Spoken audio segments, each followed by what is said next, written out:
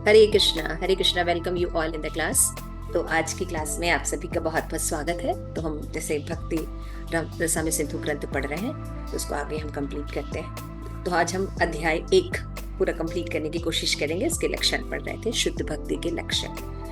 तो नमः ओम विष्णुपादाय कृष्ण प्रेष्ठाय भूतले श्रीमते भक्ति वेदांत स्वामी इति नाम्ने नमस्ते सारस्वती देवी गौरवाणी प्रचारिणे निर्विशेष शून्यवादी पाश्चात्य तारणे वंदे हम श्री गुरु श्री युद्धपद कमलम श्री गुरुन् वैष्णवांच श्री रूपम साग्र जातम सहगण रघुनाथान्वितम तम सजीवम साद्वैतम सावधूतम परिजन सहित कृष्ण चैतन्य देवम श्री राधा कृष्ण पादान सहगण ललिता श्री विशाखानितांश ज्ञानतिमिरान्धस्य ज्ञानाञ्जन शलाक्या चक्षुरुन्मिलितं येन तस्मै श्री गुरुवे नमः। श्री चैतन्यमनोभीष्टं स्थापितं येन भूतले स्वयं रूप कदा मह्यं ददाति सपदान्तिकम्। हरे कृष्ण कृष्ण कृष्ण हरे हरे, हरे राम राम राम हरे हरे। जय श्री कृष्ण चैतन्य प्रभु नित्यानंद श्री अद्वैत गदाधर शिवसति गौर भक्त वृंद।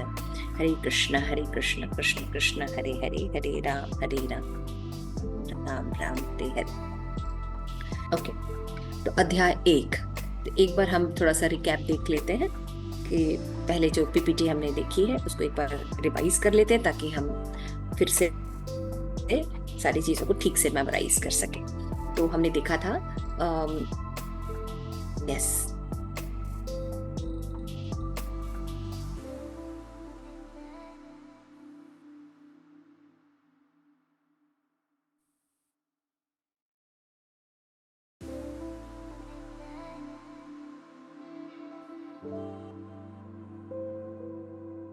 पांच प्रकार की मुक्ति का वर्णन किया, थोड़ा शुद्ध भक्ति के लक्षण। इसके पहले हमने आमुख और भूमिका कंप्लीट की है ना। उसमें हमने देखा कि शुद्ध भक्ति की परिभाषा क्या है, और फिर परिभाषा को हमने देखा कि किस तरह से श्रीपाद रूप गोस्वामी ने शुद्ध भक्ति की डेफिनेशन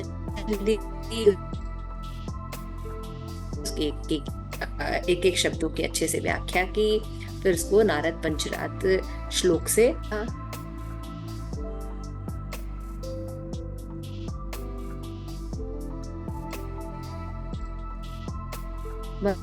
थर्ड पीपीटी ऊपर करी, फर्स्ट स्लाइड दिखाई। चैप्टर 1 है, तो शुद्ध भक्ति के बारे में हमने पढ़ लिया था। अन्य अभिलाषिता शून्य ज्ञान कर्मादि अनावृतम अनुकूलेन कृष्णानुशीलनम भक्ति उत्तमा। ये श्लोका सबको लर्न होनी चाहिए, और ये श्लोक जो है आप लोग लर्न कर लीजिएगा। तो अध्याय 1 में जब इतनी बात सुन ली, तो रूप गोस्वामी जो है बता रहे हैं कि शुद्ध भक्ति में क्या क्या चीजें होती हैं।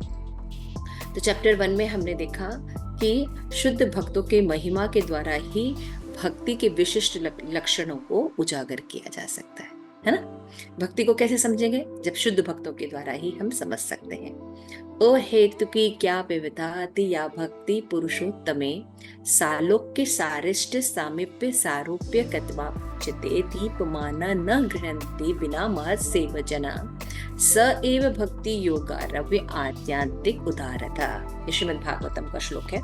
तो इसमें जो बता रहे हैं इसका मीनिंग देख लेते हैं। तो ये कपिल मुनि जो है वो उसको डिस्क्राइब करते हैं कि हे माता, जो मेरे शुद्ध भक्त हैं और जिन्हें भौतिक लाभ या दार्शनिक चिंतन की कोई कामना नहीं होती, उनके मन मेरी सेवा में तल्लीन रहते हैं। तो भगवान की सेवा में कौन लोग तल्लीन रहते हैं? जिनमें भौतिक लाभ या दार्शनिक चिंतन नहीं होता, वो मुझसे उस सेवा में तल्लीन रहते हैं कि अतिरिक्त और कोई मांग भी नहीं करते, यहाँ तक कि मेरे धाम में मेरे साथ रहने की भी याचना नहीं करते। तो भगवान से तदाकार होना, या ये जो 5 प्रकार की मुक्ति है, तो ये भी जो है इसकी भी कामना उनको नहीं रहती है ना। अहेतु की अविद्या या भक्ति पुरुषोत्तम में उनकी भक्ति कैसी होती है? अहेतु की होती है। ठीक है। Yes, okay. तो इस पर हमने चर्चा की थी कि भक्ति में जो भक्ति शुद्ध भक्ति तो होती है, लेकिन मुक्ति की जो बात की गई है, तो मुक्ति जो होती है वो 5 प्रकार की होती है। तो याद रखिए, जब ज्ञान मार्ग से व्यक्ति चलता है, जैसे मान लीजिए किसी की मृत्यु होती है ना, तो जब हम शरीर की मृत्यु होती है, शरीर का नाश होना मृत्यु कहलाता है ना, और सूक्ष्म शरीर का नाश होना मुक्ति कहलाता है ना, और अपनी स्वरूप की प्राप्ति कराना कृष्ण प्रेम कहलाता है। समझ में आ गया? सिंपल सी बात है ना। जब व्यक्ति का शरीर, जैसे हम हैं ऐसे, शरीर त्याग होता है तो क्या कहते हैं उसको? अभी मैंने बताया मृत्यु। जब शरीर त्याग, जो मृत्यु मृत्यु कहते हैं ना, सिंपल मृत्यु हो गई, उसकी मृत्यु हो गई। लेकिन जब सूक्ष्म शरीर का भी त्याग हो जाता है तो उसको क्या कहते हैं? ज्ञान के द्वारा मुक्ति प्राप्ति। और जब उसकी स्वरूप सिद्धि होती है तो वो भक्ति होती है ना। तो मुक्ति जो होती है वो क्या होती है ना। मृत्यु तो हम समझते हैं ये शरीर की मृत्यु होगी, लेकिन मुक्ति का क्या होता है? तो मुक्ति के बारे में थोड़ा सा बताया उन्होंने। ये 5 प्रकार की मुक्ति होती है: सालोक्य, सारिष्ट, सामीप्य, सारूप्य, असायुज्य। ध्यान रखिएगा, है ना। तो उसमें सालोक्य में क्या होता है? भगवान के समान लोक प्राप्त हो जाता है। सारिष्ट मुक्ति में भगवान के समान ऐश्वर्य प्राप्त हो जाता है। सामीप्य में क्या होता है? भगवान के समीप चले जाते हैं। और सारूप्य में भगवान के समान रूप प्राप्त होता है। सायुज्य मुक्ति में हम भगवान में लीन हो जाते हैं। तो भक्त वैसे तो कोई भी सिद्धि को नहीं स्वीकार करते, क्योंकि कोई कामना नहीं होती, भगवान की भक्ति करने में उनको कामना होती है ना। और ये जो सारे ऐसे मुक्तियां हैं, ये सब भगवत भक्ति के लिए बहुत अनुकूल नहीं है, या जो भी है। तो अगर 4 को तो फिर भी स्वीकार करते, लेकिन सायुज्य मुक्ति को स्वीकार नहीं करते, जैसे मैंने देखा। फिर हमने थोड़ा सा एक प्रश्न आया था, तो उसमें हमने देखा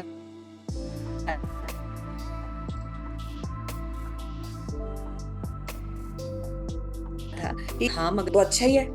तो हमने ये बताया था कि कोई आपके लोक में रहे, यानी आपके घर में आके रहे, कोई आपके समान, आप उसको ऐश्वर्य प्रदान कर दें, लेकिन इसका ये मतलब नहीं कि वो व्यक्ति आपसे प्रेम करता है ना। भगवान के समान रूप हो जाना ठीक है, भगवान के समान रूप हो जाता है, लेकिन भगवान से प्रेम करने का जो विषय है वो अलग होता है ना। ये हमने डिस्कस किया था। इसीलिए जो मुक्तियां होती हैं उसको भौतिक कहा जाता है। और हमारी जो स्वाभाविक स्थिति है कि हम जो भगवान के अंश हैं, और भगवान की भक्ति करना हमारा जो लक्ष्य है, ये लक्ष्य जो है साध्य नहीं होता मुक्ति के द्वारा, है ना। मुक्ति के द्वारा ये लक्ष्य साध्य नहीं होता, कृष्ण प्रेम प्राप्त नहीं होता। तो भाई आचार्यों ने फिर उसके बाद जो है शुद्ध भक्ति के 6 लक्षण बताए हैं।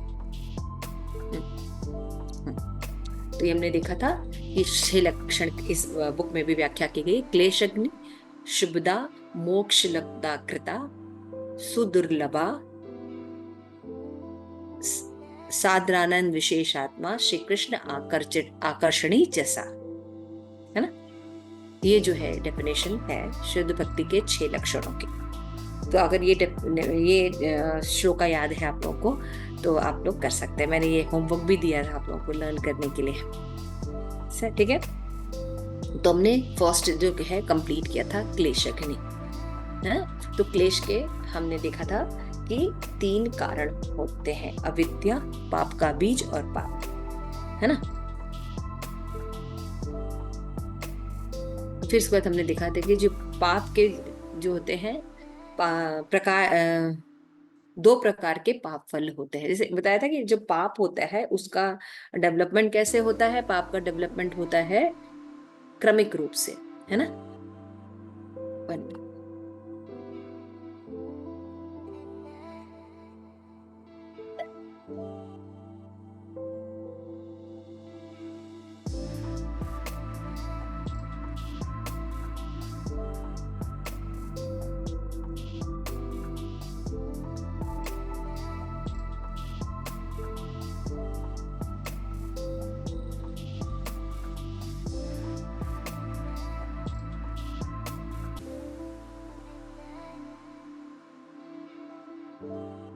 तो हमने देखा कि जो शुद्ध भक्ति के 6 लक्षण होते हैं: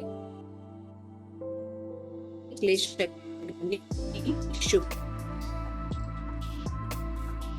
साधारण विशेषात्मा तो हमने देखा आपके कारण होता है। और इसमें जो हमारे जीवन में जो जितने भी स्तर होते हैं पाप के, वो क्रम अनुसार होते हैं, है ना। तो पहले क्या होता है, अप्रारब्ध कूट बीजम प्रारब्ध, है ना। तो अगर आप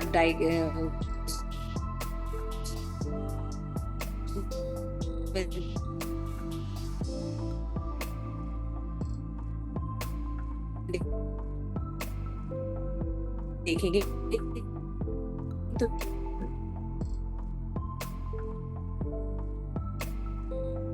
बीज होता है, बीज जो है बने होते हैं, तो इतने हमारे पास संचित रहता है, वो भी परिपक्व नहीं हुआ है। और उस जो थोड़े से परिपक्व हो जाते हैं प्रारब्ध में, अब बीज बनने वाले हैं, उनको कूटम कहते हैं। तो इस तरह से ये जो चक्र है ये चलता रहता है ना। तो जो भक्ति के बारे में बताया गया है कि भक्ति जो होते हैं क्या करती है, देखिए भौतिक इच्छाओं का तो नाश करती ही है, साथ में ये बीज का भी नाश कर देती है, अप्रारब्ध को भी नष्ट कर देती है ना। एक ऊपर ऊपर ऊपर चलिए, जिसमें हमने श्रीमद् भागवतम का श्लोक देखा था। उसमें हमने देखा था तस्य नादघानि पूज्यन्ते तपोदानं व्रतादिभिः ना धर्मजं तद्दयं तदपिशा गृह सेवया आंग्रेय सेवया, कि है ना, अनविधि करता है जिससे कि वो पाप का उन्मूलन कर सके, पाप को नष्ट कर सके। लेकिन देखा गया है कि पाप का थोड़ा बहुत तो उन्मूलन हो जाता है, किंतु ये पुण्य कर्म किसी के हृदय की भौतिक इच्छाओं को उन्मूलन नहीं कर पाते।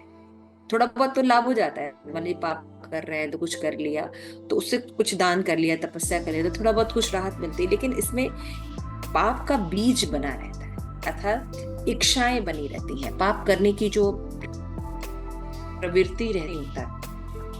किंतु यदि भगवान के चरण कमल की सेवा की जाए तो वो तुरंत ही ऐसे सारे कल्मशों से मुक्त कर देता है ना, सारे कल्मशों से मुक्त कर देता। तो जैसा कि आप देखते हैं कि शिल प्रभुपाद थे, वो भी कहाँ गए, हिप्पियों के पास जाके विदेश में उन्होंने प्रचार किया भक्ति का, है ना। तो उन्होंने जब प्रचार किया तो श्रील प्रभुपाद ने, जब उन्होंने शुद्ध भक्त की कृपा के कारण क्या हुआ, उनके, हालांकि वो हिप्पी थे, है ना, सारे प्रकार के पाप कर्म करते थे, मीट ईटिंग करना, नशा करना, सेक्स करना, है ना, जुआ खेलना, सारे पाप कर्म में उनकी आदत थी करना। लेकिन उनकी वासनाएं भी खत्म हो गई, है ना, उनकी वासनाएं भी खत्म हो गई। जैसे मान लीजिए कोई व्यक्ति मीट ईटिंग करता है, उसको मीट खाने की बहुत आदत, हृदय का मार्जन होता है, तो ऐसा नहीं कि उसको अपने आप को रोकना पड़ता है, ओहो अभी मुझे मीट का ये खाना है, ये करना है, ऐसा नहीं होता है ना। उसकी इच्छा भी समाप्त हो जाती। हम सब भी देखते हैं कि भक्ति में आने के पहले हम लोग में ये सब जो चीजें थी, है ना, हम लोग अभक्ष्य भक्षण करते थे। लेकिन भक्ति में आने के बाद ऐसा नहीं कि हमें कोई बहुत रोकना पड़ा है या बहुत कुछ करना पड़ा है जिसके कारण हमारे दिक्कत हो रही है, और फिर हम जाने के बाद बहुत ज्यादा करते हैं कि हमने ये चीज छोड़ दी, हमने क्यों नहीं खाया, या फिर से खाने लगते हैं। ऐसा नहीं होता है। क्यों? क्योंकि भक्ति जो है क्या करती है, बीज को ही समाप्त कर देती है, प्रारब्ध को भी नष्ट करती है और अप्रारब्ध को भी नष्ट कर देती है। तो जीव की सारी इच्छाएं ही समाप्त हो जाती है। तो सबसे पहले अप्रारब्ध का नाश होता है ना, और फिर उसके बाद क्या होता है, प्रारब्ध का नाश होता है ना। इस तरह से प्रक्रिया चलती है। आगे चलिए। इसमें शिल प्रभुपाद ने एग्जाम्पल दिया था कि अन्य विधियां बीज को नष्ट नहीं कर पाती। जैसे गुप्त रूप का एग्जाम्पल दिया प्रभुपाद, है ना, कि मान लीजिए किसी व्यक्ति को जो है गलत संग की आदत पड़ गई है, सेक्स की आदत पड़ गई है, तो उसको क्या होता है, मान लीजिए उसको गुप्त रोग हो जाता है, तो फिर जो डॉक्टर के पास जाता है, इलाज करता है, थोड़े समय तक तो वो अपने आप को जो है वो रोक के रखता है, लेकिन क्योंकि उसकी आदत है और बीज है तो फिर से वो गलत कार्य करने लगता है। तो फिर क्या होता है, फिर से वो रोग हो जाता है ना। ये देखा गया है ऐसा। तो उसी तरह से बाकी जो विधियां, जैसे आप दान कर लीजिए, तपस्या कर लीजिए, पाप के बीज बने रहते हैं, यानी वासनाएं हमारे अंदर बनी रहती है जो पाप को फिर से उत्पन्न कर देती है। दूसरा स्नान इस उदाहरण दिया गया जैसे हाथी का स्नान, है ना। हाथी जो है पहले जाता है सरोवर में, खूब अच्छे से स्नान करता है, फिर उसके बाद ऊपर आके क्या करता है, मिट्टी अपने ऊपर डाल लेता है। तो कोई फायदा हुआ है स्नान का? कोई स्नान का फायदा नहीं होता।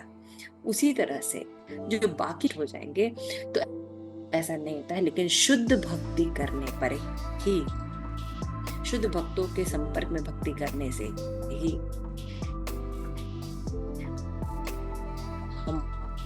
हमारे पाप का बीज भी खत्म। थोड़ा ऊपर करिए, इसके आगे चलिए फटाफट।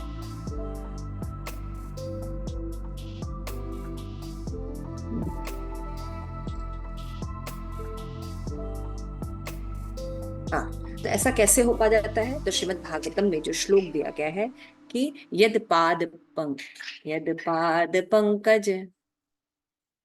पलाश विलास भक्त्या कर्माशयम ग्रंथि मुदित ग्रंथयन्ति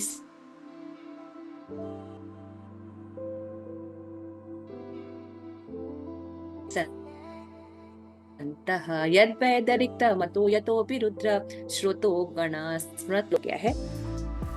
तो इसमें बताया गया है कि क्या बताया गया, इसका मतलब है कि जब भगवान के चरण कमल की शरण की जाती है, यानी भक्ति की जाती है, तब जो व्यक्ति है वो, नीचे इसका देखिए दिया 422 एग्जैक्ट मीनिंग दिया।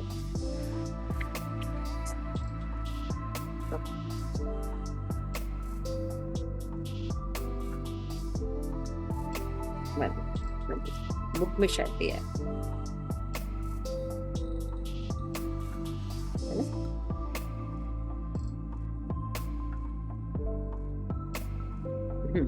इसमें दिया है कि हे राजन, इसमें सनत कुमार बोलते हैं, 4:22-39 यही था ना श्लोका? जी माता जी। हे राजन, मनुष्य का मिथ्या अहंकार इतना प्रबल होता है कि वो इसे इस भौतिक जगत में उसी तरह रखता है जैसे कोई प्रबल रस्सी से बंधा हो। केवल भक्तगण कृष्ण भावनामृत में संलग्न होकर इस प्रबल रस्सी से बंधा हो, केवल भक्तगण कृष्ण भावनामृत में संलग्न होकर इस प्रबल रस्सी की गांठ को काट सकते हैं।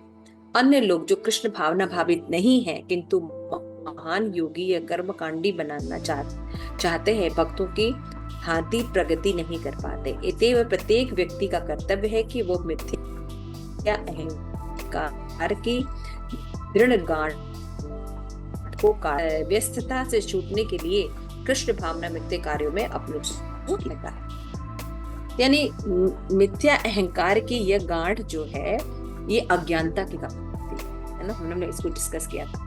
तो भक्ति करने से क्या होती है, हमारी जो अविद्या, जो मूल है पाप का, वो नष्ट हो जाता है, समस्त प्रकार के पापों से मुक्त हो जाता है। आगे चलिए। तो एक और एग्जाम्पल दिया गया था कि कृष्ण भावनामृत में शुद्ध भक्ति, पद्म पुराण में भी एग्जाम्पल दिया गया कि कृष्ण भावनामृत में शुद्ध भक्ति सर्वोच्च प्रकाश है, और ऐसा प्रकाश उस प्रज्वलित दवाग्नि की तरह होता है जो कामना रूपी अशुद्ध सर्पों को नष्ट कर देती। तो इस प्रसंग में एक एग्जाम्पल दिया गया है कि मान लीजिए अगर जंगल में आग लग जाती है, आग लगेगी, तो सबसे ज्यादा क्या होते हैं, सर्प जो है वो प्रभावित होते हैं, नष्ट हो जाते हैं, जल जाते हैं। क्यों? क्योंकि वो जंगल में होते हैं और उनके पैर नहीं होते। बाकी जानवरों के पैर होते हैं तो वो जल्दी जल्दी भाग जाते हैं, लेकिन ये जो होते हैं उनके पैर नहीं होने के कारण ये आग की चपेट में तुरंत आ जाते हैं। तो इसीलिए जो सर्प होते हैं उनका सफाया सबसे पहले होता है। इसी तरह कृष्ण भावनामृत की प्रज्वलित अग्नि इतनी प्रबल होती है कि अज्ञानता रूपी जो सर्प है तुरंत नष्ट हो जाते हैं, ऐसा बताया गया।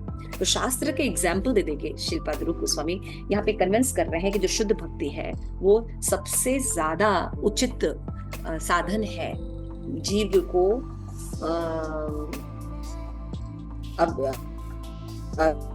क्लेश से निकालने के, है ना। समाप्ति नहीं होती, उनके बीज यानी उनकी करने की वासना भी समाप्त। तो हमने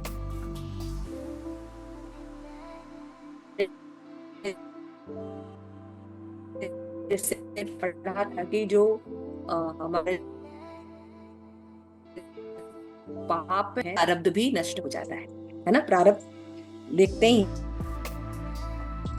है, लेकिन अप्रारब्ध जो मिलेगा उसको भी भगवान नष्ट कर देते हैं। कूट रूप में भी जो चीज रहती है नष्ट हो जाती है। ये सब चीज पढ़ने से हमें कृष्ण भावनामृत में बने रहने की दृढ़ता से भक्ति कर पाएंगे। तो हम दूसरा लक्षण देखते हैं, वो है शुभत्व प्रदान करती है ना। तो क्लेश, अग्नि और शुभता साधन भक्ति के दो लक्षण हैं। हमने देखा था ना कि भक्ति के 3 अंग होते हैं, साधना, भाव और प्रेम। तो जब साधक अवस्था पे व्यक्ति रहता है, अभी भक्ति की शुरुआत ही करता है, तभी उसके अंदर ये 2 लक्षण प्रकट हो जाते हैं, क्लेश अग्नि और शुभता, है ना। क्लेशों का नाश कर देती है और शुभ प्रदान करती है। तो शुभ का क्या मतलब होता है? तो भक्ति के द्वारा 4 प्रकार के मंगल जो है वो प्रदान किए जाते हैं। तो सभी का कल्याण ये होता है पहला शुभ, है ना। तो शुभत में कहते हैं सभी के लिए प्रीति होती है, फिर सभी को आकर्षित करने वाली होती है ना। जब आप भक्ति करेंगे तो धीरे धीरे सब लोग आपको एक्सेप्ट करते हैं। जनरली ही भक्तों का कोई शत्रु होता है ना, और सभी को आकर्षित करती है। तो जैसे कि हमने देखा था कि चैतन्य चरितामृत में झारखंड का, है ना, प्रसंग आया था।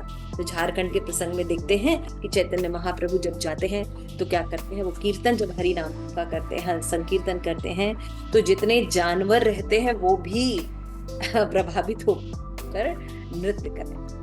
तो देखिए, ये नहीं कि केवल जो है मनुष्यों को ही भक्ति जो है वो आकर्षित करती है, बल्कि भक्ति करने से सभी जीव भी आकर्षित हो जाते हैं।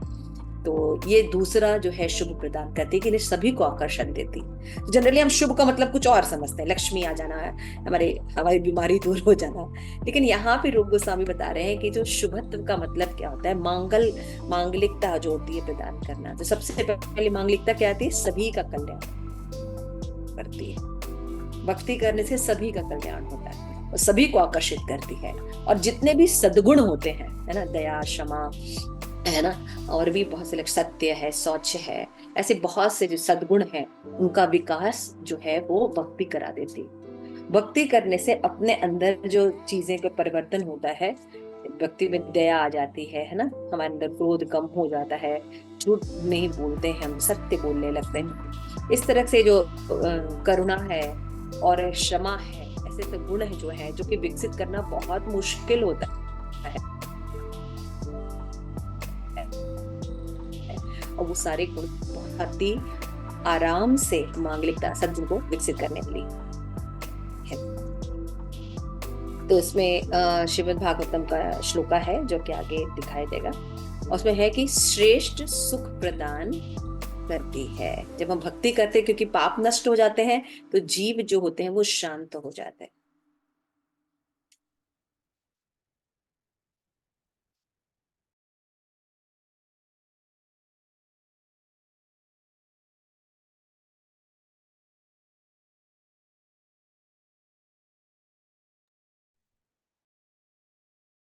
ठीक है, तो शुभ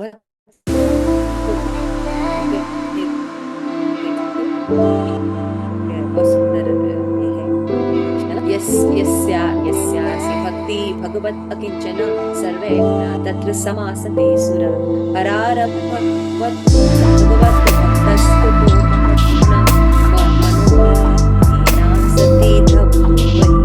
केवल भक्ति ही सद्गुण विकसित कर सकती है, भौतिक शिक्षा न ही हड्डियों अथवा तथाकथित ज्ञान जो है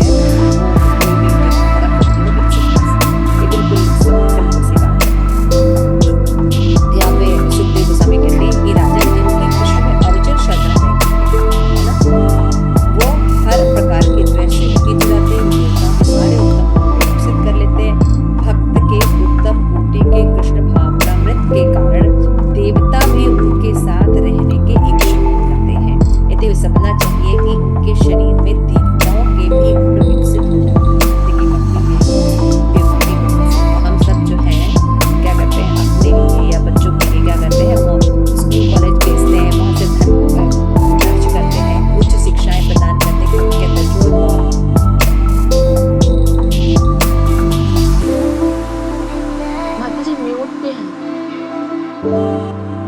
कहाँ से म्यूट हुआ?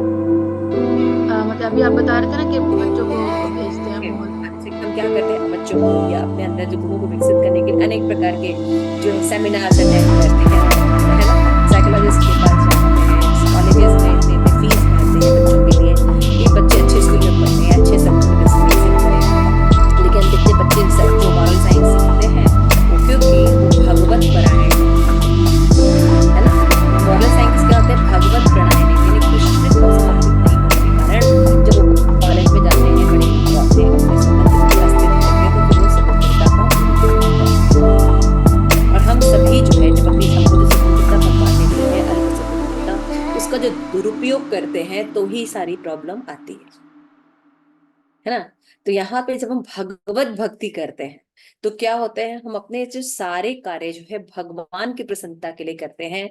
तो अब जो सद्गुण विकसित होते हैं, ये गुण जो है ये भक्ति के कारण उत्पन्न होने के कारण इसमें जो है वो शाश्वतता पाई जाती है, सहजता पाई जाती है, स्वतः विकसित होता है ये गुण। और ये सदैव रहते हैं, किसी भी परिस्थिति में नहीं, कोई किसी दया है, क्षमा है ना, और सत्य बोलना है, शौचम है। अब देखिए, भक्त को अगर स्नान करना है, इनके वाल्टर में जाते हैं, है ना, तो 16 माला करनी है, तो हृदय जो है पवित्र होता है धीरे धीरे। तो काम, क्रोध, लोभ, मोह, मद, मत्सर्य ये धीरे धीरे कम हो जाता है, और उसमें जो कृष्ण प्रेम जो है वो आने लगता है। जो कृष्ण प्रेम, पहला शुभ अर्थ क्या पढ़, सभी का कल्याण करने लगता है। तो ईर्ष्या से जीव जो है धीरे धीरे मुक्त हो जाता है। तो इस तरह से जब हम भक्ति करते हैं तो क्या होता है, हमारे सारे जो सद्गुण हैं उनका विकास होता है। और जो कि श्री प्रभुपाद बहुत अच्छे से लिखते हैं, वो व्यक्ति जो कृष्ण भावना भावित नहीं होता, उसमें कोई उत्तम गुण नहीं पाए जाते, भले वो शैक्षिक दृष्टि से उच्च शिक्षा प्राप्त हो, किंतु अपने कार्य क्षेत्र में वो पशुओं से भी निकृष्ट देखा जाता है। कोई कितना ही उच्च शिक्षा प्राप्त क्यों न करे, यदि वह मानसिक कार्यों के क्षेत्र में ऊपर नहीं उठता तो निश्चित है कि भौतिक कार्य ही करेगा। अतः इस तरह वह अशुद्ध बना रहता है ना, क्योंकि भगवान ने भी कहा है कर्म के बिना हम रह नहीं सकते। तो अगर आप भगवत भक्ति नहीं कर रही हैं, कृष्ण मुख कार्य नहीं कर रही हैं, तो आप कोई ना कोई कर्म तो जरूर करेंगे। तो वो भौतिक कर्म हो जाते हैं, जिसके कारण जीव जो है वो अशुद्ध बना रहता है। आधुनिक संसार में ऐसे अनेक लोग हैं जो भौतिकतावादी विश्वविद्यालय से उच्च शिक्षा प्राप्त करते हैं, किंतु देखा गया है कि कृष्ण भावनामृत आंदोलन को अंगीकार नहीं करते, जिसमें वो देवताओं के गुण स्वतः विकसित कर सकते हैं। है ना। आप देखते होंगे कितने बड़े डॉक्टर होते हैं, इंजीनियर होते हैं, ना, इतनी बड़ी बड़ी गाड़ियों से आते हैं, बैठते हैं, और फिर वो सिगरेट और शराब की दुकान में देखे जाते हैं, दिखते हैं ना। तो उनके अंदर ये सब जो गुण है, शुभत्व है, उनके अंदर शुभ लक्षण डेवलप नहीं होते। लेकिन भक्ति करने से एक सिंपल व्यक्ति के अंदर भी ये सारे गुण विकसित हो जाते हैं, है ना। तो यहाँ पे एक एग्जाम्पल शिल प्रभुपाद देते हैं कि कोई कृष्ण भावना बालक भले ही वो किसी विश्वविद्यालय में उच्च शिक्षा प्राप्त नहीं करता, लेकिन वो अवैध संग, द्रुत कीड़ा, मांसाहार, मदपान को तुरंत त्याग देता है। परंतु जो कृष्ण भावना भावित नहीं है, वो अत्यधिक शिक्षित होने पर भी इन चीजों को नहीं छोड़ पाते, है ना। स्कूल कॉलेजेस में भी आप देखेंगे ये सब चीजें बच्चे करते हैं, है ना। ड्रग्स की तरफ, सिगरेट शराब के प्रति अट्रैक्ट हो जाते हैं। इसका मतलब है भौतिक शिक्षा से सद्गुण का विकास नहीं किया जा सकता, लेकिन भक्ति करने से बहुत ही आसानी से सद्गुण विकास हो जाता है। शिल प्रभुपाद लगता है कि हमारा अनुभव है कि कृष्ण भावना भावी जो नव युवक थे, वो रक क्लब, नृत्य, भोजनालय, मदिरालय आदि से अनासक्त हो जाते हैं, और वो पूर्णतः मुक्त हो जाते हैं। वो धूमपान, शराब, ये सब नाटक देखना, फिल्म देखना, इसमें अपना समय नष्ट नहीं करते, बल्कि वो भगवत भक्ति करते हैं। वो चैंटिंग करते हैं, बुक डिस्ट्रीब्यूशन करते हैं, रथ यात्रा करते हैं, बड़े बुक फॉर लाइफ है, और भी कई प्रोग्राम्स ऑर्गेनाइज करते हैं, और भगवान की प्रसन्नता, गुरु की प्रसन्नता के लिए कार्य करते हुए देखे जाते हैं। तो जो कृष्ण भावना भावित नहीं है, वो प्राय आधे घंटे के लिए भी शांति पूर्वक नहीं बैठ सकता, श्री प्रभुपाद कहते हैं। बहुत ही यूनिक सी बात है ये सब, है ना। तो हमने देखा था कि जैसे हमने पढ़ा था ना, कि यद पाद पंकज पलाश विलास भक्त्या, है ना। तो ये सब करने से ऐसा होता है, भक्ति करने से जो होता है वो जीव जो है वो अपने आप काम काम वासनाओं से मुक्त हो जाता है, क्योंकि अविद्या दूर हो जाती है तो बीज तक नष्ट हो जाता है। ठीक है। सारे भक्ति यही वाला पड़ा। ठीक है, ठीक है, आगे चलते हैं। तो भक्ति का नेक्स्ट लक्षण क्या है? शुभ प्रदान, शुभता, है ना? सभी को लाभ देना, सभी को आकर्षित करना और अच्छे गुण विकसित करना, ये 3 प्रकार के शुभता, शुभ जो है वो प्रदान करती है। आगे चलिए।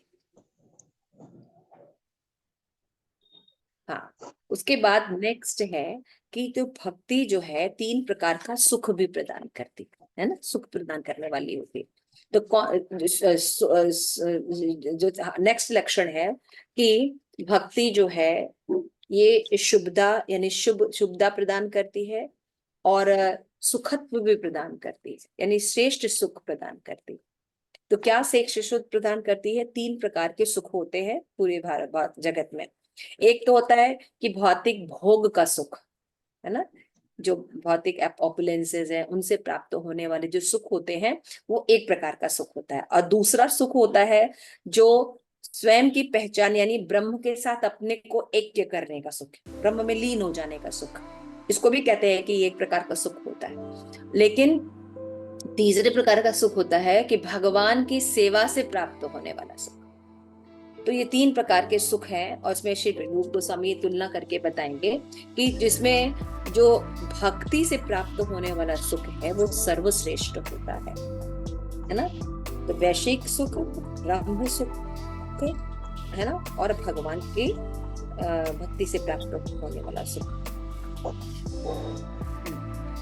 आगे चलिए, तो यहाँ पे बताया गया है, उदाहरण दिया गया कि भगवान शिव जो है वो सती से तंत्र शास्त्र में ऐसा कहते हैं, सिद्ध्यस्य परमाश्चर्या मुक्ति मुक्तिश्च शाश्वती नित्यम च परमानंदो भवेत गोविंद भक्ति, भवेत गोविंद भक्ति। देखिए साफ साफ बोलना है, शिव जी बता रहे हैं ये परम आश्चर्यजनक अणिमादि जो सिद्धि मुक्ति है तथा शाश्वत परमानंद, ये चारों प्रकार यानी सिद्धि मुक्ति मुक्ति तथा शाश्वत परमानंद, ये 4 प्रकार के सुख प्रदान केवल भगवान की भक्ति से ही प्राप्त होते हैं, है ना, ये बताया। और इसमें श्लोका में जो एक्सप्लेनेशन है,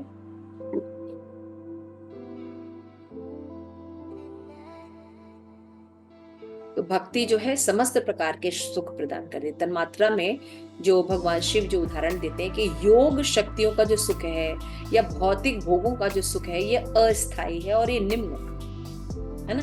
3 प्रकार के सुख बताए गए थे ना, भौतिक भोग का सुख, भगवान ब्रह्म में ऐक्य होना, और तीसरा है भगवत प्राप्ति का सुख। तो हालांकि जो भौतिक भोग है या योग है उसको तो समझ में आता है कि चलिए वो अस्थाई है, भौतिक है, लेकिन भगवान से जो ब्रह्म में ऐक्य होने की मुक्ति है ये तो भौतिक नहीं, ये तो आध्यात्मिक है ना, ब्रह्म से ऐक्य होने की सुख। तो यहाँ पे लिखते हैं, रूप गोस्वामी समझाते हैं कि ब्राह्म्य सुख के नित्य है किंतु निर्विशेष सत्ता मात्र होने के कारण उसमें वैचित्री नहीं है। ये प्रॉब्लम कि हालांकि निर्विशेष ब्रह्म में लीन होना ये आध्यात्मिक सुख है ना, ब्रह्म परमात्मा और भगवान 3 स्टेज में रियलाइजेशन होती है, श्रीमद् भागवतम बताती है। तो ब्रह्म स्टेज जो ये आध्यात्मिक है, लेकिन जो भगवान के से जो सेवा करने से जो रिलेशन एस्टैब्लिश करके भगवान के साथ प्रेम किया जाता है, उस सुख के आगे ये जो ब्रह्म का प्राप्त होने वाला सुख है ना, इसमें भगवान का नहीं है ना, रूप माधुरी ही नहीं। तो क्या बता रहे हैं, मैं आगे बताते हैं, अतः उसमें आनंद या सुख तो कहा गया है, ब्रह्म में भी सुख होता है, क्योंकि लोग इतना समझ लीजिए मैं इतनी तपस्या करते हैं, ज्ञान प्राप्त करते हैं, है ना, सुख तो होता ही, क्योंकि इस जगत में इतना कलेश देखा होता है कि जो ब्रह्म जो है वो अच्छे से बताते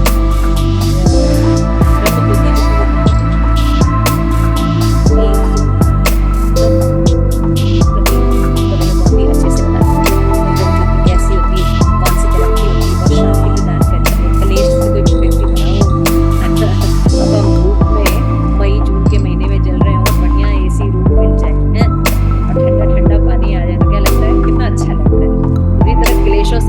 व्यक्ति रहा है और उसको ब्रह्म का सुख मिलता है, तो कहते हैं ब्रह्म की जो तेज होती है वो बहुत ही शीतल होती है। तो जो भी वो प्राप्त करता है तो बहुत अच्छा लगता है, शुरू में तो बहुत अच्छा लगता है, लेकिन वही जैसा हमने पढ़ा था कि ब्रह्म के सुख में दिक्कत क्या होती है कि सेवक और सेव्य भाव नहीं होता है, समाप्त हो जाता है ना। दो नहीं रहते, एक हो जाने की कोशिश करते हैं, हालांकि ऐसा होता नहीं है, इसीलिए उनका फॉल डाउन हो जाता है। तो सेवा नहीं होने के कारण जो कि जीव की क्या कहते हैं स्वाभाविक जो स्थिति है, वो सेवा किए बिना नहीं रह सकती है ना। तो जब सेवक और सेव्य भाव नहीं रहने के कारण जीव कर्म करता है। तो यहाँ पे भी बताया गया है कि भक्ति मार्ग के साधक श्री भगवान नित्य नूतन लिखित ऐश्वर्य माधुर पंडित ससेवा सुख का जो सुख अनुभव करते हैं उनका नाम है ऐश्वर्य सुख। यह सुख शाश्वत परमानंद सुख है। उपयुक्त सब प्रकार के सुख भगवत भक्ति से प्राप्त होते हैं, इनका सप्रमाण निरूपण किया गया है। अतः इससे भक्ति का सुख प्रदत्व गुण प्रतिपादन होता है। यहाँ तक कि क्लेश हरत्व तथा शुभदा जो साधन भक्ति के विशेषण है वर्णन किए गए हैं। अब इसके बाद हम मोक्ष लब्धता का वर्णन करेंगे। तो भक्ति का जो सुख होता है वो स्थायी होता है और सर्वोच्च होता है, समझ में? तो ये जो सुख है ये केवल भक्ति ही प्रदान करती है, भगवान की भक्ति ही ये सुख प्रदान करती है, भगवान की सेवा। तो तीन प्रकार के जो सुख होते हैं उसमें जो भगवान से प्राप्त होने वाला सुख ब्रह्म के सुख से भी महान होता है। तो भौतिक भोग और ऐश्वर्य से प्राप्त होने वाले सुख को हम कहाँ तुलना करेंगे? समझ में आ गया? क्लियर हो गई ये बात? ठीक है। तो भक्ति जो है क्या करते हैं, सुख प्रदान करती है और तीन प्रकार के सुख होते हैं। आगे चलिए। उसके बाद बताया गया है, इसी में वर्णन करते हैं श्री प्रभुपाद कि जो योग हमने अभी पहले पहले बोला ना, जो पहला तीन प्रकार के सुख होते हैं। तो योग से जो प्राप्त होने वाला सुख है वो भी तुच्छ होता है। तो पहले तो योग सिद्धियां होती कौन कौन सी हैं? तो 8 प्रकार की सिद्धि बताई गई है। अणिमा, महिमा, लघिमा, प्राप्ति, प्राकाम्य, इशिता, वशिता, काम वशायिता। अणिमा मतलब शरीर को छोटा कर लेना, है ना। महिमा मतलब शरीर को विशाल कर लेना, बहुत बड़ा बना लेना। लघिमा मतलब शरीर को हल्का कर लेना या अपने को अदृश्य कर लेना। प्राप्ति का मतलब होता है सब प्रकार के भोग वस्तुओं को प्राप्त करना। या प्राकाम्य मतलब होता है तीनों लोकों में सभी प्रकार के भोग देखने की क्षमता या जागरूक। इशिता इसी तरह है, आप देख सकते हैं, पढ़ लीजिएगा। ये हम पूरा वर्णन करने चलेंगे तो बहुत लंबा टाइम लग जाएगा। तो ये 8 प्रकार की मुख्य सिद्धियां होती है, इसके अलावा और भी सिद्धियां होती है। आगे चलिए। हाँ, 10 प्रकार की और भी सिद्धियों का वर्णन रूप गोस्वामी यहाँ पे करते हैं। अनुमृतत्वम यानी भूख प्यास आदि से मुक्ति।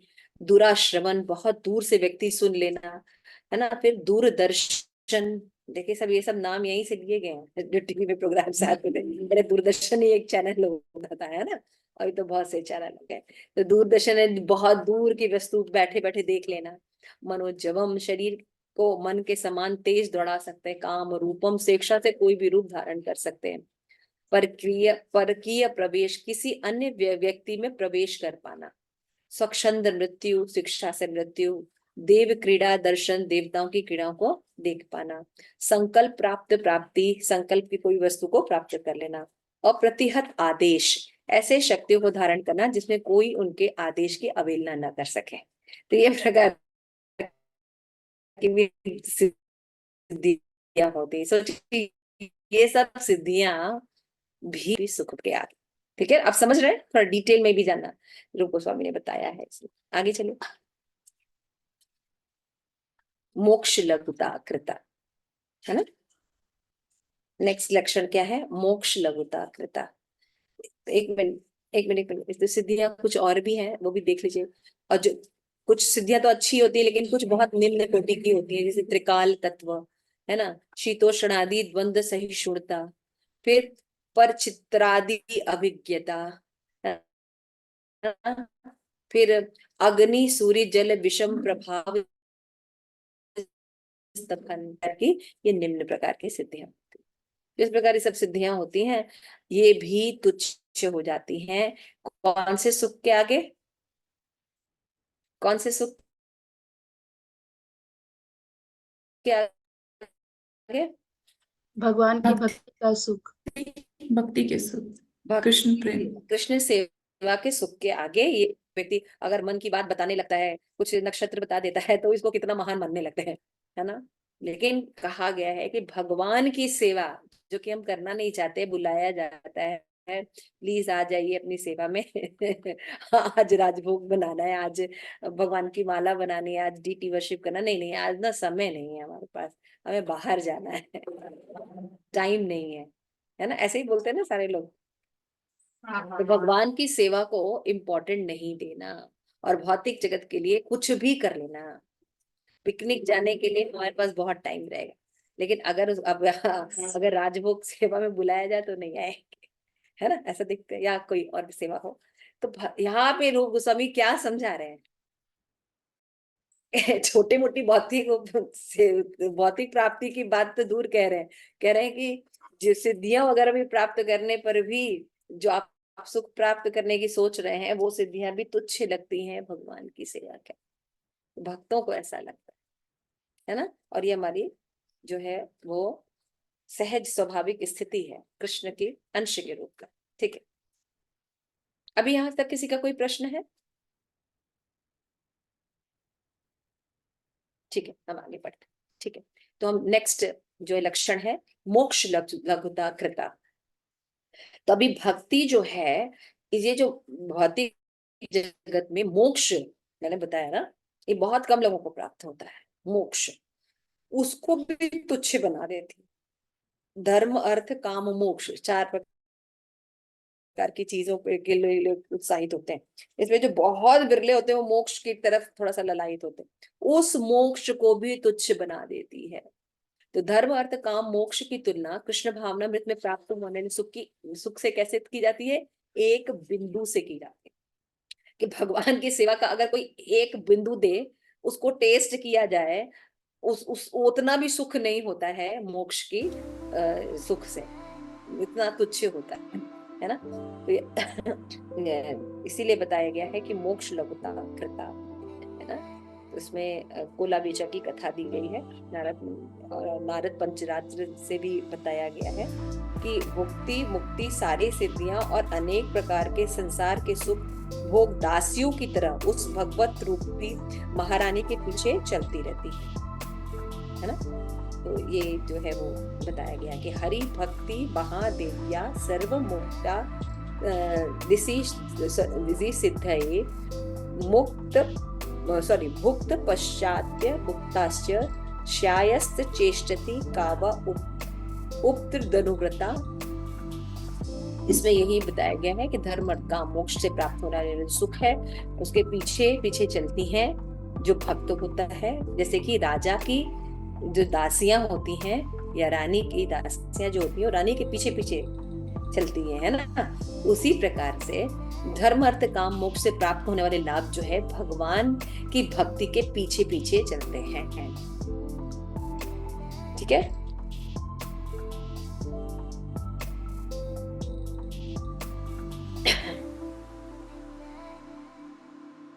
मोक्ष लघुता कृता। तो शिल प्रभुपाद यहाँ पे लिखते हैं कुलाबेचा की कथा श्रीधर की, कि अत्यंत निर्धन थे कुलाबेचा, छोटा सा व्यापार करते थे, केले का पत्ता वगैरह दूल्हा बनाकर बेचते थे, हाँ, और अपनी यह तुच्छ आय से 50% गंगा की पूजा में व्यय कर देते थे और शेष 50 से वो किसी तरह अपनी जीविका चलाते थे। एक बार चैतन्य महाप्रभु जो है बेचते हो, तुम्हारे जो ये सामान है बहुत महंगा है और तुमने बहुत सा धन छुपा के रखा है, वास्तव में तुम बहुत ऐश्वर्यशाली हो, लेकिन यहाँ पे ऐसे दिखाते हो कि तुम बहुत गरीब वगैरह हो। ऐसे करके वो उनको बहुत छेड़ा करते थे।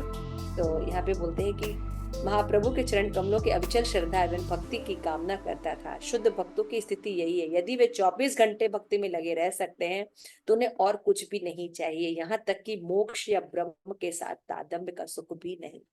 तो कुलाबेचा कहते हैं कि भगवान जो आके वो मुझसे आर्ग्यूमेंट करते थे, बस यही मेरे हृदय में बना रहे, मुझे और कोई सुख की अभिलाषा नहीं। सोचिए यानी वो चीजें भगवान की सेवा से जो सुख मिलता है, भगवान की भक्ति से जो सुख मिलता है, वो धर्म अर्थ काम मोक्ष की तुलना में कुछ भी नहीं है ना। वो मोक्ष भी तुच्छ लगता है, उसको तृण कर देता है ना।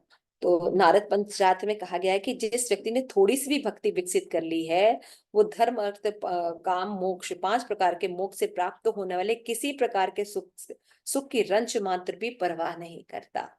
सोचिए, शुद्ध भक्त जो होता है इस प्रकार से प्राप्त किसी भी प्रकार का सुख शुद्ध भक्त के हृदय में भूल से भी प्रवेश करने की हिम्मत ही नहीं दिखाता।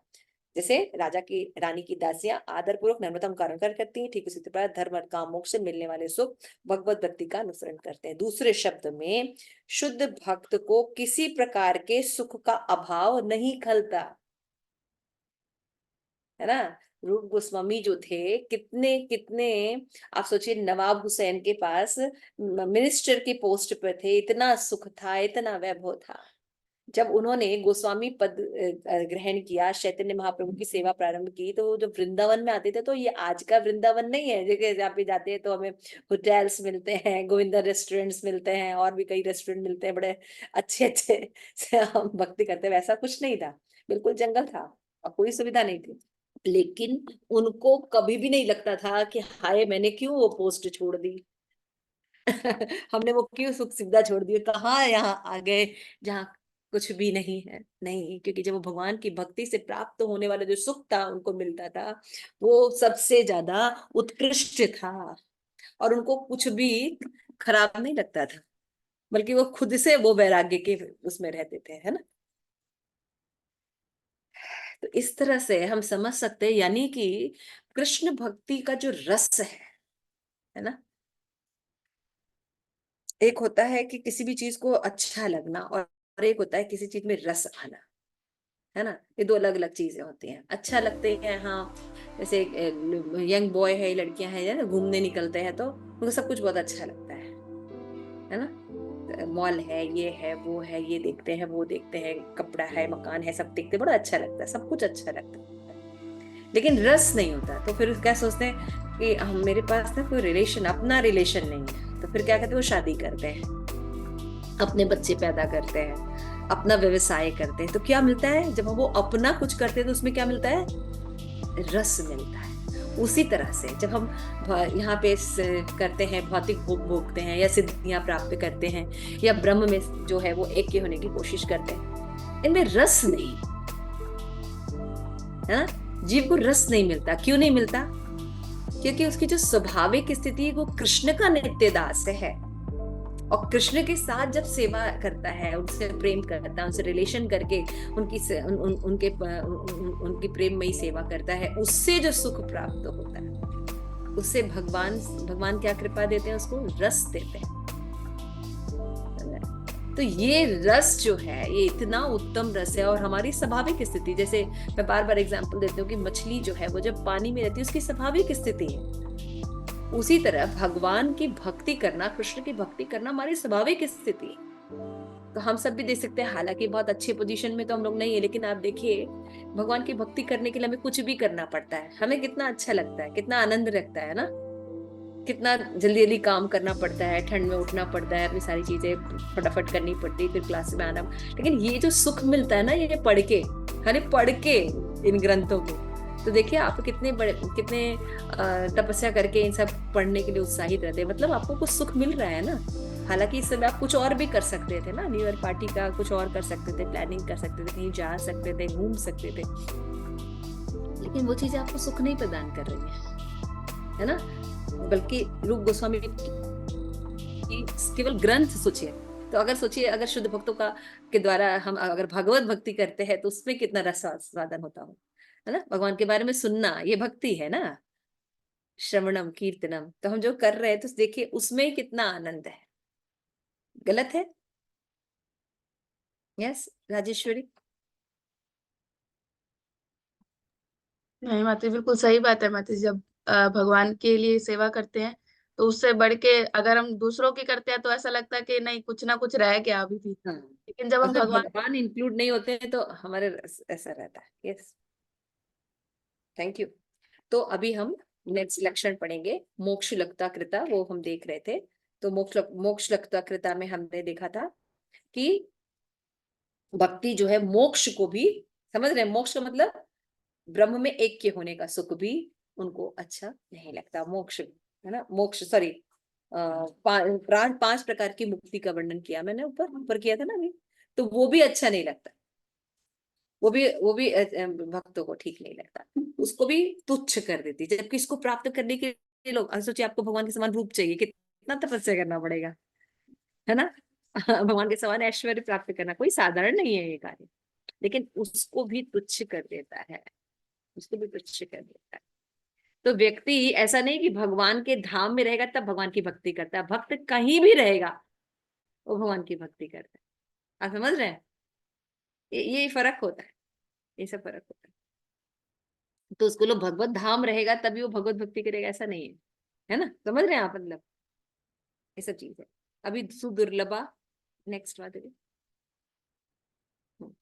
सुदुर्लभा। अब यहाँ पे जो बताया ये लक्षण जो बताया जा रहा है, अभी जो दो लक्षण आपको अभी बताए गए ऊपर अभी, कि क्लेश अग्नि और शुभदा, ये साधन अवस्था पे है। फिर उसके बाद मोक्ष लघुता और सुदुर्लभा। करिए, एक मिनट, एक मिनट, मैंने कुछ छोड़ा। मन क्लेश अग्नि और शुभदा जो है साधन भक्ति में है, और साधारण विशेषात्मा और सुदुर्लभा। अभी जो ये पढ़ने जा रहे हैं हम, ये जो सुदुर्लभा, ये क्या है, ये जो है भाव भक्ति के लक्षण, ठीक है ना। तो भाव भक्ति में क्लेश शुभ लक्षण और इंक्लूड हो जाते हैं, है ना। वो कौन कौन से है, साधारण विशेषात्मा और सुदुर्लभा। तो सुदुर्लभा का पहले हम लोग इसमें वर्णन किया गया कि सुदुर्लभा का मतलब कहते हैं कि भक्ति जो है अत्यंत दुर्लभ है, इतनी आसानी से नहीं मिलती। तो इसके दो कारण हैं।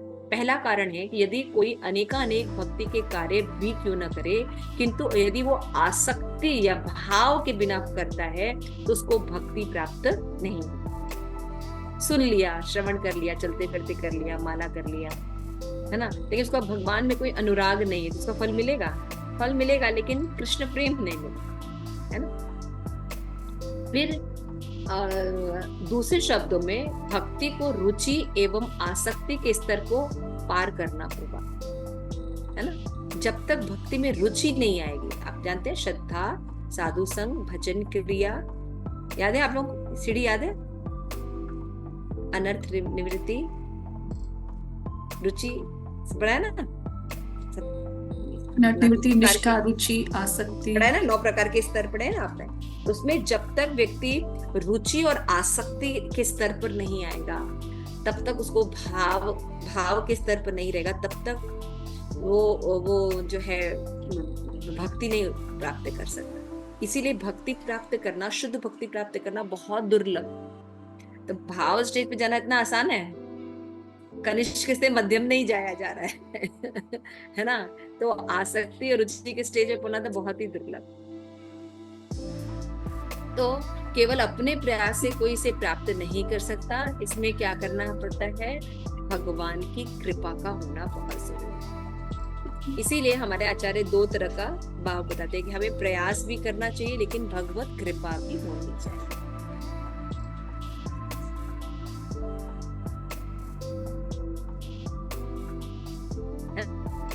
अगर रुचि नहीं है उस, तभी हम भक्ति कर रहे हैं तो वो भक्ति जो है कृष्ण प्रेम प्रदान नहीं करेगी, भक्ति दुर्लभ होती है, और इतना करना तो बहुत ही मुश्किल होता है। दूसरा कारण होता है कि भगवान जो है भक्ति देने के लिए अनिच्छुक रहते हैं, क्योंकि भक्ति के कार्य आसक्ति से भी क्यों न किए जाएं तब भी भगवान उसको जल्दी नहीं देते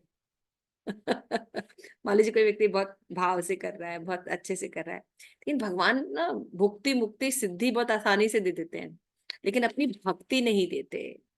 क्यों? क्योंकि भक्ति देने पर वो भक्त के नियंत्रण में चले जाते हैं। ये प्रॉब्लम है।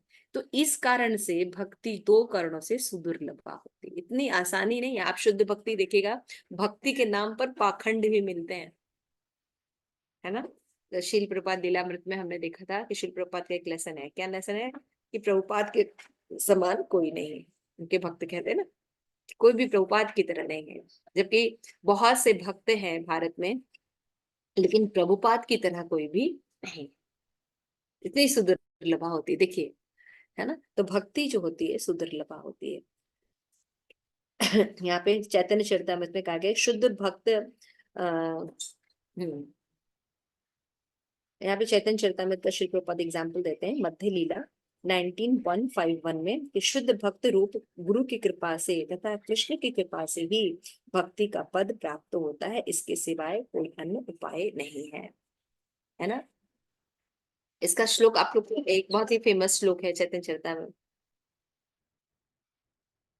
गुरु कृष्ण प्रसादे बाय भक्ति लता बीज। हौसले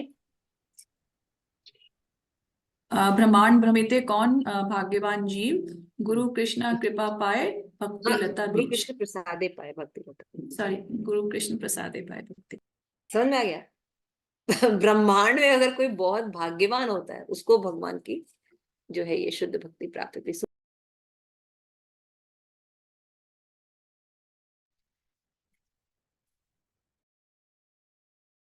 है। मेरी आवाज है? तो यहाँ पे सबसे पहले जो श्लोका दिया गया है ये 5-6-18 का, नारद मुनि ने युधिष्ठिर से इसके बारे में बताया था कि राजन पति गुरु रत्नम भवताम यदूनाम दैवम प्रियम प्रिय कुलपति च किंकरो यस्तेव मंग भगवान भजताम मुकुंदो मुक्ति ददाति कहर्षित न भक्ति योगम। तो यहाँ पे बता रहे हैं कि हे राजन, मुकुंद नाम से विख्यात भगवान कृष्ण ही पांडवों तथा यादवों के नित्य रक्षक हैं। वे सभी तरह से आपके गुरु तथा उपदेशक भी हैं। केवल वे ही आपके पूज्य ईश्वर, वे अत्यंत स्नेहिल है, आपके व्यक्तिगत तथा पारिवारिक समस्त कार्यों के निर्देशक हैं। इससे बड़ी बात यह है कि कभी कभी वे आपके आदेश का पालन करते हैं, है ना। मानो वे आपके संदेश वाहक हो। हे राजन, आप इतने भाग्यवान हैं क्योंकि भगवान ने आप पर जितने अनुग्रह किए हैं, अन्य कोई स्वप्न में भी कल्पना नहीं कर सकते। तो इस श्लोक का तात्पर्य यही है कि भगवान मुक्ति तो सरलता से प्रदान करते हैं, किंतु वो विरले ही किसी को भी भक्ति प्रदान करते हैं, क्योंकि भक्ति के कारण भगवान क्या होते हैं, उसके कृत दास बन जाते हैं। क्या बन जाते हैं? भगवान उसके दास बन जाते हैं। इसलिए भगवान भक्ति जो है हर किसी को नहीं देते हैं, इसलिए भक्ति जो है सुदुर्लभा है। क्लियर हो रहा है? तो ये जो शिल प्रभुपाद जो हमें ये जो ज्ञान दे रहे हैं, जो भक्ति रसामृत सिंधु ग्रंथ दिए हैं, है ना, तो इसके कितने दुर्लभ है, कहाँ ये सब बातें बताई जाती है इतनी साइंटिफिकली। शिल प्रभुपाद कहते हैं कि केवल सेंटिमेंट ना समझे भक्ति को। अगर आप भक्ति का केवल अपने हिसाब से प्रचार करेंगे तो एक उसको केवल सेंटिमेंट के रूप में ही लोग प्रचार कर पाएंगे, लेकिन भक्ति को साइंटिफिकली प्रेजेंट करने के लिए मेरे ग्रंथों का वितरण करना, पढ़ना बहुत जरूरी है, क्योंकि ये आज गुरु परंपरा से प्राप्त ज्ञान से परिपूर्ण है। इसलिए मेरे ग्रंथों को आप ज्यादा से ज्यादा वितरित कीजिए। तो ये जो भाव है, ये भाव तो बहुत ज्यादा हम लोग खुद देखते हैं, अपने अंदर भी देखते हैं। भक्ति करने पर हम देखते हैं कि ये सब पालन करने वाले लोग बहुत दुर्लभ हैं। तो भाव भक्ति पर इतनी आसानी से नहीं आता है, ये सुदुर्लभा है। तो शुद्ध भक्ति यानी सुदुर्लभा यानी हर किसी के पाखंड में आप लोग मत फंसे, है ना। हमको यहाँ पे भारत में तो हर समय एक न एक व्यक्ति प्रकट होते रहते हैं जो अपने आप को शुद्ध भक्त बताते रहते हैं, है ना। कोई ना कोई गुरु प्रकट होते ही रहते हैं जो अपने आप को भगवान ही बनाते रहते हैं, है ना। और लोग उनके पीछे, एक दो लोग नहीं, लाखों करोड़ों की तादाद में उनके भक्त होते हैं, है ना। लेकिन भक्ति जो है वो सुदुर्लभ है, बहुत दुर्लभ है ना। यस, आगे।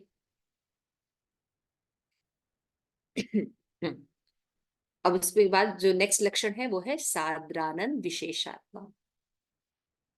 तो इसमें आनंद कैसा होता है? अगणनीय सघन आनंद होता है। भक्ति में कैसा आनंद रहता है जीव को? सघन आनंद रहता है। तो इसमें जो है साधारण विशेष आत्मा में बताया गया है कि श्री रूप गोस्वामी कहते हैं कि यदि ब्रह्मानंद अतः ब्रह्म से एकाकार होने के सुख को करोड़ गुना बताया जाए तो भक्ति सागर में सुख के मात्र एक अणु के बराबर है। कि भागर मैंने ऐसे ही बताया ना कि भौतिक जगत में धर्म अर्थ काम और मोक्ष, तो मोक्ष को इतना महान बताया जाता है भौतिक जगत में, लेकिन अगर आप उसको भगवान कृष्ण की शुद्ध भक्ति से देखेंगे तो वो ब्रह्म से एक होने में जो सुख मिलता है वो कुछ भी नहीं, कुछ भी नहीं, है ना। तो यहाँ पे श्लोका दिया गया है, तत् यथा भक्ति सुदोदय साक्षात करुणादहे विशुद्ध लब्धि स्थिति में सुखानि गोपदान्ते ब्रह्मयापि जगत गुरु तथा भावार्थ दीपिका च, भावार्थ दीपिका से बताया गया, स्वकथाय अमृत पदायोधो विरहरन्तो महामुदो कुर्वन्ति कृत केचित चतुर्विग तृणोप, तृण के समान हो जाता है। भक्ति सुदो में बताया गया। तो भक्ति सुदो में प्रहलाद महाराज जी प्रार्थना करते, फर्स्ट वाला श्लोक, तुम साक्षात प्रहलाद विशुद्ध, वो तो बताते हैं नरसिंह देव को तुष्ट करने के, कि हे ब्रह्मांड के प्रभु, मुझे आपके समक्ष दिव्य आनंद का जो अनुभव हो रहा है और जो सुख के सागर में जो मग्न हो चुका हूँ, अब मैं इस सुख के सागर की तुलना ब्रह्मानंद के सुख को गोखुर के जल के समान तुच्छ मानता। तो देखिए यहाँ पे प्रहलाद महाराज क्या कर रहे हैं? एक्सपीरियंस ले रहे हैं भगवान की भक्ति का, जब नरसिंह देव प्रकट होते हैं, है ना, उनके लिए। तो बोल रहे हैं प्रहलाद महाराज कि जो ब्रह्म का सुख है वो गोखुर के समान है और आपकी जो भक्ति का जो सुख है वो अनंत है ना, और सघन है, इसकी वर्णन नहीं किया सकता भगवान के। इतना आनंद जीव को प्राप्त होता है भक्ति करने से। अभी देखिए कितने जो बुक डिस्ट्रीब्यूशन करने वाले लोग हैं, जो भगवत गीता अभी जैसे मैराथन चल रहा है ना, तो जो बुक डिस्ट्रीब्यूशन रोज करते हैं, देखते हैं, उनको आप पूछिए कि आप इतना दूर दूर चल के जाते हैं, कुछ खाते नहीं है, ठंड में इतना निकलते हैं, ये भी प्रॉब्लम है, लोग कितना तिरस्कार करते हैं, तो मतलब क्या है, कहते हैं नहीं जानते। जब वो कोई एक बुक ले लेता है, वो कहता है कि I am just waiting for this book, तो उससे जो सुख मिलता है ये हमें प्रेरणा देता है कि हम और बुक डिस्ट्रीब्यूशन करें, है ना। उनसे पूछिए, उनको पता नहीं क्या ऐसा आना, उनको पैसे नहीं मिल रहे, उनको कोई पेमेंट नहीं दी जा रही है उनको कोई सुख नहीं पहुंचाया जा रहा है, लेकिन वो ऐसा क्यों कर रहे हैं? क्योंकि उनको भौतिक जगत के सुख से, है ना, ब्रह्म के एक के सुख से सबसे ज्यादा सुख किससे मिल रहा है? श्री प्रभुपाद के बुक्स को डिस्ट्रीब्यूट करने से। ये भक्ति है ना। तो गोकुल ऐसे ही प्रहलाद महाराज कह रहे हैं, जो साक्षात आस्वादन कर रहे हैं वो भी यही बात कह रहे हैं। उसके बाद जो ये श्रीमद् भागवतम का जो श्लोक है, उसमें भावार्थ दीपिका में जो पुष्टि करते हैं यहाँ पे श्रीमद् भागवतम में श्रीधर स्वामी कि हे प्रभु, कुछ भाग्यशाली लोग, जो नीचे वाला श्लोक था, तो एक कथामृताम पदायोधो, कि हे प्रभु, कुछ भाग्यशाली लोग जो आपकी भक्ति के अमृत सागर में तैर रहे हैं और आपकी लीलाओं के वर्णन में अमृत का आस्वादन ले रहे हैं, निश्चित रूप से उन आद्य भावों को जानते हैं जो धर्म अर्थ काम मोक्ष से प्राप्त होने सुख को तुक्ष बना देते हैं। ऐसे दिव्य भक्त भक्ति के अतिरिक्त अन्य किसी प्रकार के सुख को सड़क पर पड़े तृण के समान मानते हैं, है ना।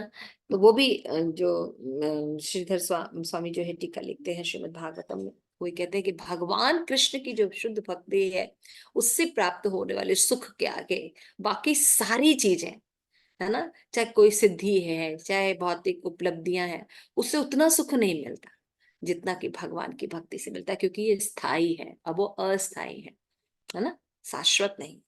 तो इसलिए क्या होता है, ब्रह्म से एक का सुख भी विशेष आत्मा में मतलब क्या होता है कि ब्रह्म से एक का सुख भी गोखुर के समान लगता है ना, जो भगवान की सेवा से प्राप्त होता है। तो साधारण विशेष आत्मा सघन आनंद प्राप्त होता है। ठीक है।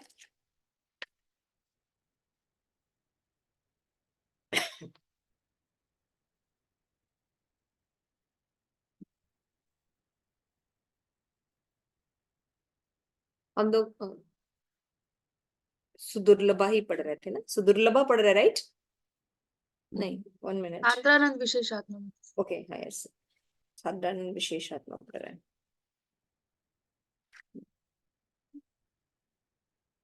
इसमें यही तक दिया हुआ है, इसमें भी यही तक दिया हुआ है। अब हम अंतिम लक्षण पढ़ेंगे जो कि प्रेम भक्ति में आता है ना। श्री कृष्ण आकर्षणी च, है ना। तो साधारण विशेषात्मा और श्री कृष्ण आकर्षणी ये प्रेम स्तर पर प्राप्त होते हैं, है ना।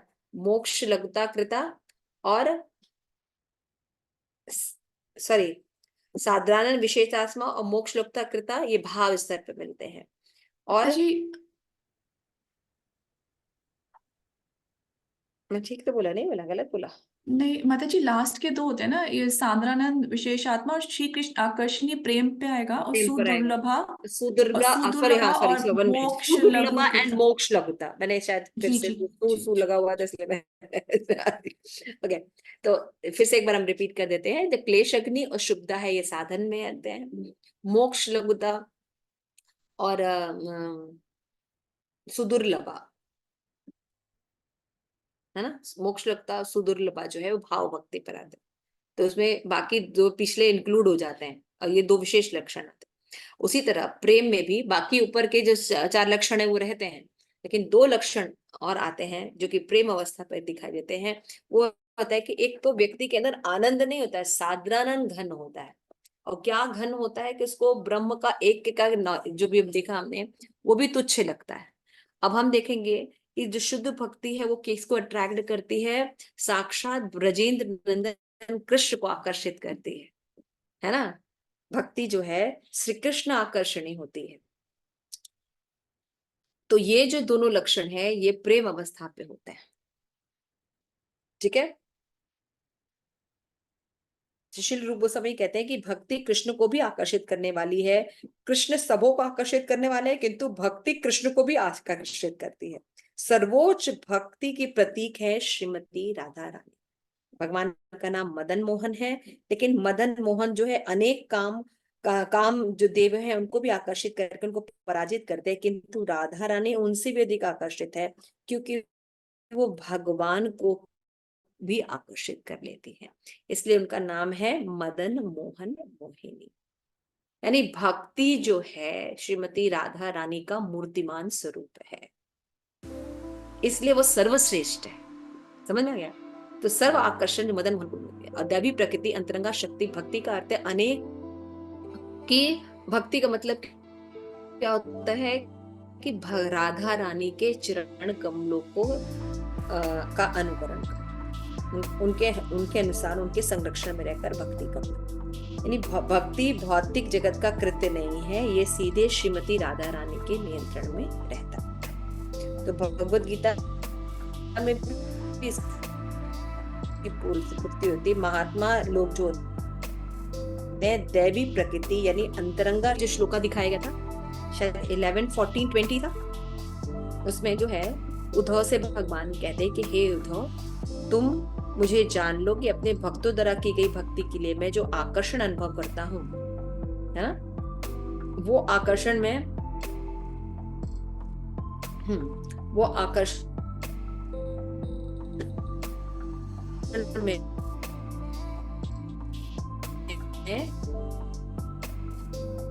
योग ज्ञान कर्मकांड वेदा अध्ययन कठिन तभी प्राप्त नहीं होता।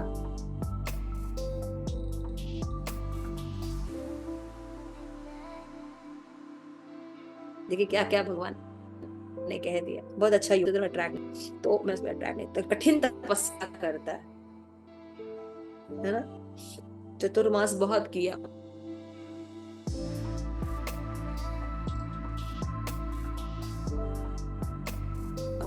कौन कहते हैं उसकी तरफ आकर्षित नहीं होता। कित्वा हरि प्रेम भाजन प्रिय वर्ग समन्वितम, है ना। ये श्लोका नंबर इसमें देखिए दिया। ओके, तो यहाँ पे बताया कि प्रहलाद महाराज युधिष्ठिर महाराज से जो है, जब राजा युधिष्ठिर महाराज प्रहलाद के चरित्र की महिमा का प्रशंसा करते हैं, श्रीमद् भागवतम में नारद मुनि वर्णन कर रहे हैं, तो भक्त जो होते हैं अपने अपने आप को बहुत समझ। जब प्रहलाद युधिष्ठिर महाराज की जब प्रशंसा करते हैं उसमें कहते हैं मुझसे तो श्रेष्ठ प्रहलाद महाराज है, वो भगवान के जो है कितनी शुद्ध भक्ति करते हैं।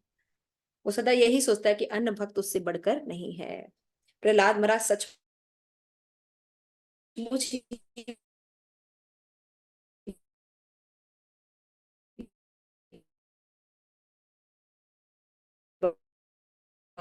इसलिए नारद पांडव हो चुके हैं और आपके सामान्य रूप में मनुष्य के रूप में उपस्थित रहते हैं आपके पास। वे सभी परिस्थितियों में आपके साथ रहते हैं और अन्यों की दृष्टि से छुपाए हुए आपको रहते हैं। अन्य लोग ये नहीं समझ सकते कि वो परमेश्वर है, किंतु तो भी वे आपके साथ मेरे भाई, मित्र, संदेशवाहक के रूप में रहते हैं। अतएव इतना जान लीजिए कि आपके समान इस जगत में कोई दूसरा भाग्यवान नहीं है। तो पांडव क्योंकि भगवान की शुद्ध भक्ति करते थे, इसलिए भगवान उनके साथ रहते थे, उनकी आज्ञा पालन करते हुए दिखाई देते थे। इसलिए नारद मुनि वो कह रहे हैं कि भगवान की भक्ति इतनी उत्कृष्ट है कि कृष्ण को भी क्या कर लेती है, अपनी ओर आकर्षित करती है, और भगवान क्या बन जाते हैं, उस व्यक्ति के दास के रूप में रहते हैं। है ना, समझ आ रहा है?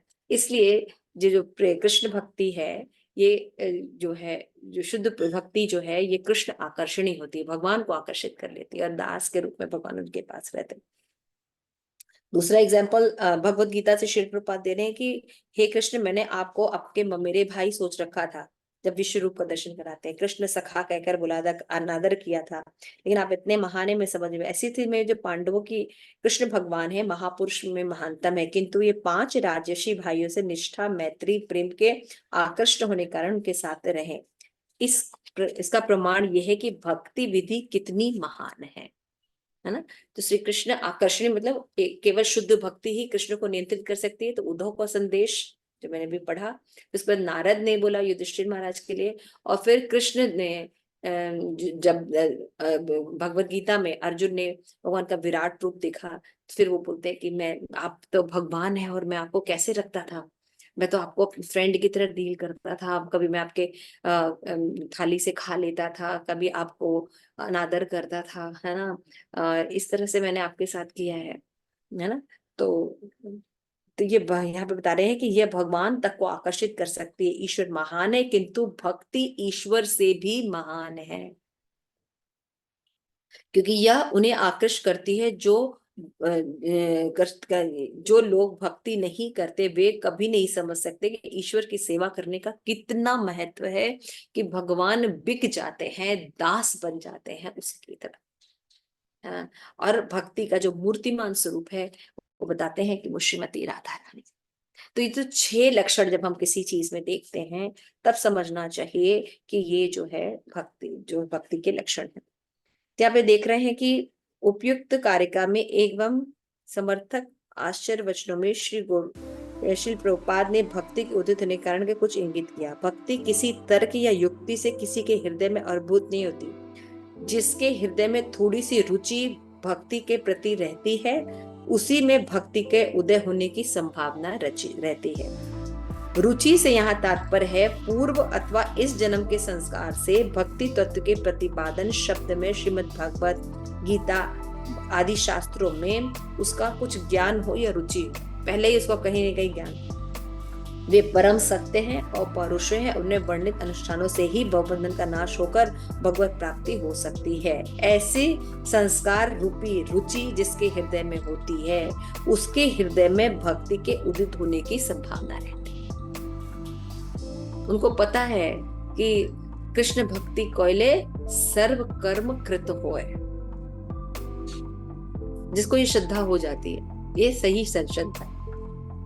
कृष्ण भक्ति करने से सभी कर्म हो जाते हैं। अगर हम केवल चैंटिंग करते हैं तो हमें और कोई तपस्या करने की जरूरत नहीं है। अगर नहीं भी कर पाते तो वो ज्यादा इम्पोर्टेंट नहीं है। इसीलिए आप देखिए अन्य संप्रदाय में, जैसे कि बहुत से संप्रदाय में अर्चा विग्रह की सेवा को महानता दी जाती है, बहुत में यज्ञ को सहायता दी जाती है। लेकिन आप देखिएगा गौड़िया वैष्णव में भगवान के नाम को चैतन्य महाप्रभु ने स्टैब्लिश किया। हम लोग के लिए भक्ति का मतलब क्या है? हरे कृष्णा कृष्ण कृष्णा हरे हरे, हरे राम राम राम हरे हरे।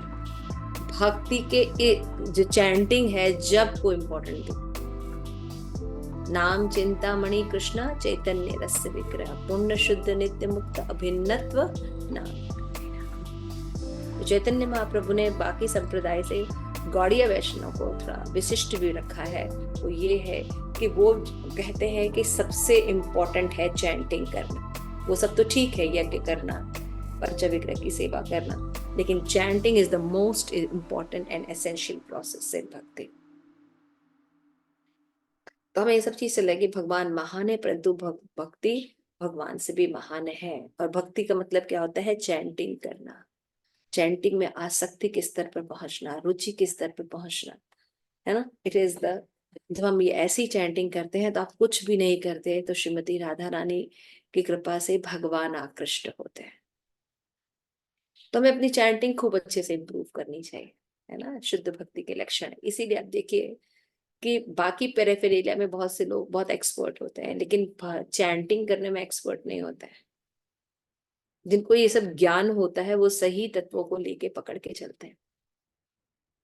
भक्ति में ऐसा नहीं होता कि अगर कोई व्यक्ति उत्तम अधिकारी के लेवल में पहुंच गया तो वो कहेगा कि हम चैंटिंग नहीं करेंगे, बल्कि वो 1664 माला नहीं 188 माला करते हैं।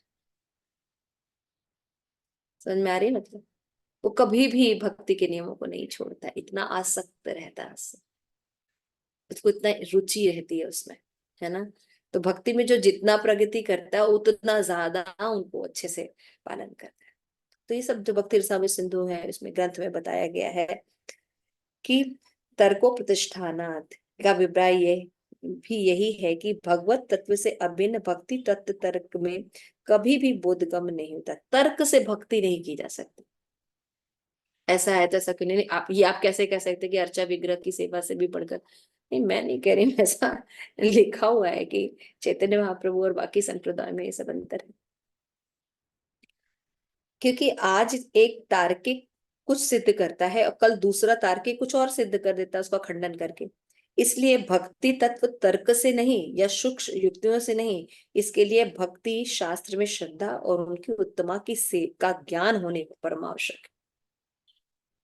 जब ये ज्ञान हो जाता है कि भक्ति जो है वो उत्तम है, तो भक्ति व्यक्ति किसी भी कीमत पे करता है। अन्य चीजों, कर्म कांड है, ज्ञान कांड है, इनकी तरफ वो ज्यादा आकर्षित नहीं होता, क्योंकि उसको गोखुर के समान लगते हैं। अगर इस्कॉन के शिल प्रपात के अच्छे भक्त हैं जिन्होंने शिल प्रपात के बुक्स पढ़ के भक्ति की है, आप देखिए उनको जरा सा भी पाखंड की जगहों पे लेके जाइए, उनको कोई आकर्षण नहीं होगा। और पूरी दुनिया, पूरी मीडिया उनमें लगी रहेगी, लेकिन उनको कोई आकर्षक नहीं लगता, है ना। क्योंकि उनको जो प्रभुपाद के द्वारा प्रस्थापित जो भक्ति है, शुद्ध भक्ति है, वो मिल रही है, तो उनको अन्य भक्ति में ज्यादा इंटरेस्ट नहीं। ठीक है, ये आई थिंक लास्ट है इस स्लाइड में। ये तो हमने बताया था कि हमारा जो पाप है ना, उस श्रृंखला से होता है। तो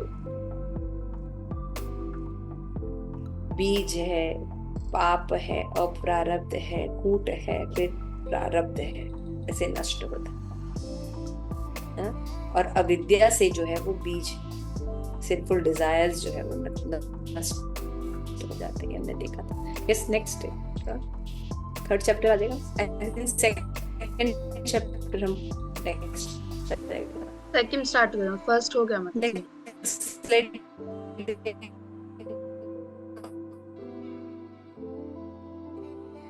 भक्ति के लक्षण, है ना, शुद्ध भक्ति के लक्षण जो है वो मतलब हम अगली बार देखेंगे। अध्याय 2 भक्ति की प्राथमिक अवस्थाएं, है ना, वो सब हम लोग देखेंगे। ठीक है, क्लियर है सबको? तो अभी भी कोई अगर कहेगा कि शुद्ध भक्ति क्या होती है तो समझ जाना, ये थोड़ा सा चैप्टर वापस दिमाग में रखना कि शुद्ध भक्ति क्या होती है, कैसी होती है। शुद्ध भक्ति के लोग जो होगा उसका पालन करते हैं, उनके अंदर क्या लक्षण होना चाहिए, हमारे अंदर कहाँ तक है, हम क्या कर रहे हैं, तो वक्त हम लोग चेक कर सकते हैं।